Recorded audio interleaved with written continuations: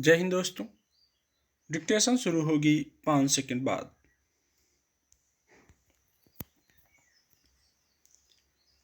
रूस और यूक्रेन के बीच चल रहे युद्ध में अब एक नाटकीय मोड़ आ गया है।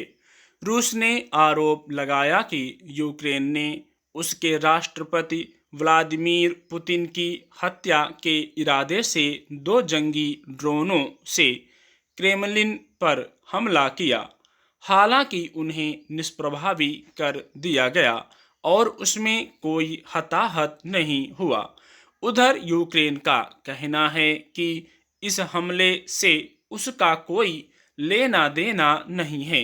रूस इसे लेकर कहानी बना रहा है ताकि उसे उकसाया और 9 मई को होने वाली उसकी विजय दिवस परेड में व्यवधान डाली जा सके। मगर रूस ने इस आधार पर जवाबी कार्रवाई तेज कर दी है। यूक्रेन की कई जगहों पर हमले किए गए हैं जिसमें अनेक लोगों के मरने की खबर है। दोनों देशों को यह जंग लड़ते करीब 1.25 साल होने आए, मगर अब तक इसे रोकने का कोई रास्ता नहीं तलाशा जा सका है। अब तो पश्चिमी देश भी खुलकर यूक्रेन के समर्थन में उतर आए हैं। इससे रूस की नाराजगी और बढ़ गई है। मगर यह लड़ाई इस स्तर पर पहुंच जाएगी कि रूस के राष्ट्राध्यक्ष को ही जान से मारने की साजिश रच दी जाएगी, इसका अंदाजा शायद किसी को न रहा होगा। हालांकि यह घटना अब भी बहुत सारे लोगों के लिए अबूझ पहेली की तरह बनी हुई है कि आखिर यूक्रेन ने यह साजिश रची क्यों। मगर एक तर्क यह है कि यूक्रेन को जिस तरह रूस ने तबाह कर दिया है और उसके करीब 30% हिस्से पर कब्जा जमा लिया है, उसमें उसकी खींच स्वाभाविक है।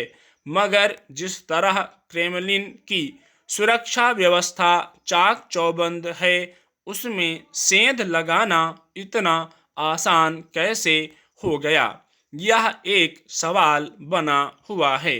इसलिए यह भी तर्क दिया जा रहा है कि इस हमले की रूपरेखा खुद रूस ने तैयार की हो ताकि वह पश्चिमी देशों को बता सके कि यूक्रेन किस प्रकार की स्तरहीन कार्रवाई कर रहा है।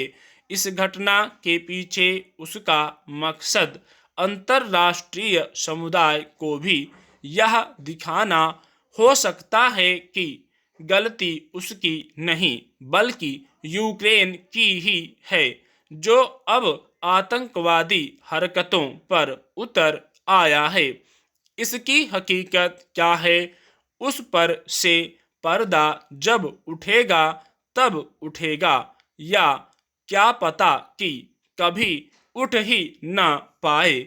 मगर इस युद्ध को लेकर एक सवाल बार बार रेखांकित होता रहा है कि आज के समय में जब राष्ट्रों की हैसियत उनकी आर्थिक संपन्नता से आंकी जाती है और युद्ध का आखिरकार कोई हल निकलता नहीं, तब दोनों देश इतने लंबे समय से क्यों अपना धन इस पर बहा रहे हैं। फिर इस युद्ध को रोकने के लिए गठित अंतर्राष्ट्रीय संगठनों की प्रासंगिकता क्या रह गई है। यूक्रेन ने रूस से अलग होकर स्वतंत्र देश के रूप में अपनी पहचान कायम की थी। इस तरह उसे इस बात की लोकतांत्रिक आज़ादी है कि वह किन देशों के साथ निकटता रखे और किन के साथ दूरी, यह वह अपनी परिस्थितियों के मुताबिक तय कर सकता है। मगर जैसे ही उसने पश्चिमी देशों की सुरक्षा परिषद में सदस्यता लेनी चाहिए। रूस को अपनी सुरक्षा पर खतरा मंडराता दिखा और उसने यूक्रेन को इससे रोकने की कोशिश की। स्टॉप।